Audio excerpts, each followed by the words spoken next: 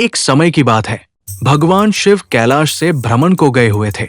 उनकी अनुपस्थिति में देवर्षि नारद मुनि कैलाश पहुंचे। नारद जी स्वभाव से ही ऐसे हैं, कुछ कहते नहीं, लेकिन उनके शब्द मन में प्रश्न जगा जाते हैं। नारद जी के जाने के बाद कैलाश में एक अजीब सी शांति फैल गई। जब भगवान शिव लौटे, शिव ने पूछा, देवी क्या बात है, आज तुम्हारा मन शांत नहीं लग रहा। पार्वती ने कहा, मैं आपको पति परमेश्वर मानती हूं, आपकी सेवा करती हूं, लेकिन आप बाहर भी काले हैं और भीतर से भी। भगवान शिव मुस्कुराए। उन्होंने शांत स्वर में उत्तर दिया, देवी, जो कपट करता है वही भीतर से काला होता है। मैंने तो जीवन में कभी कपट नहीं किया। पार्वती ने फिर प्रश्न किया, आप जो मुंडों की माला धारण करते हैं, क्या आपने कभी बताया कि वे किसके हैं? शिव बोले, देवी, ये माला मेरे प्रेम का प्रमाण है। ये सभी मस्तक तुम्हारे ही हैं। हर बार जब तुम देह परिवर्तन करती हो, मैं तुम्हारी स्मृति को अपने हृदय के पास धारण कर लेता हूं। ये सुनकर पार्वती चौंक गई। उन्होंने कहा, तो आप अमर हैं और मैं बार बार देह त्यागती हूं। यदि मुझसे प्रेम था तो मुझे अमर क्यों नहीं किया? ये सुनते ही भगवान शिव गंभीर हो गए। उनकी आंखों में करुणा छलक आई। शिव बोले, देवी, मैंने कोई औषधि नहीं पी, मैंने अमृत पान किया है, श्रीमद् भागवत कथा का। वही कथा मुझे जन्म मरण से परे ले गई। ये सुनकर माता पार्वती उनके चरणों में गिर पड़ी।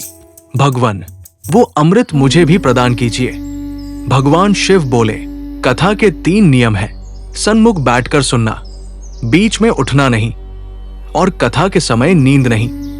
तुम बीच बीच में का उच्चारण करती रहना ताकि मुझे संकेत मिलता रहे कि तुम सुन रही हो।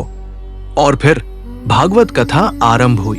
वक्ता भगवान शिव, श्रोता माता पार्वती और उनके पीछे एक छोटा सा तोते का अंडा पड़ा था। पहले दिन वो अंडा विकसित हुआ, दूसरे दिन अंडा फूटा, तीसरे दिन उसमें से निकला शुक। कथा सुनने लगा। दिन बीतते गए। भगवान शिव अविराम कथा सुनाते रहे। 5वें दिन उद्धव और श्री कृष्ण का संवाद चल रहा था। उसी समय माता पार्वती को हल्की सी नींद आ गई। का उच्चारण रुक गया। शुक ने देखा कथा रुक न जाए, इस भाव से उसने पार्वती के स्वर में का उच्चारण करना शुरू कर दिया। कथा पूर्ण हुई। शिव ने कहा, बोलो श्री कृष्ण कन्हैया लाल की जय। तभी पार्वती की नींद खुली। उन्होंने पूछा, भगवान, फिर श्री कृष्ण ने उद्धव से क्या कहा? भगवान शिव समझ गए कि देवी सो गई थी। उन्होंने पीछे देखा। वो छोटा शुक पूरी कथा सुन चुका था। शिव बोले, कथा सुनना अपराध नहीं, पर विधि के विरुद्ध चोरी से सुनना दोष है। त्रिशूल उठाया गया। शुक उड़ता हुआ पहुंचा महर्षि वेदव्यास की कुटिया में। व्यास पत्नी के गर्भ में प्रवेश किया। 12 वर्ष तक वो गर्भ में ही रहा। अंततः स्वयं भगवान विष्णु का आश्वासन मिला, मेरी माया तुझे स्पर्श नहीं करेगी। और फिर जन्म हुआ महान शुकदेव जी महाराज का। जन्म लेते ही उन्होंने संसार का मोह त्यागा और वन की ओर प्रस्थान कर गए।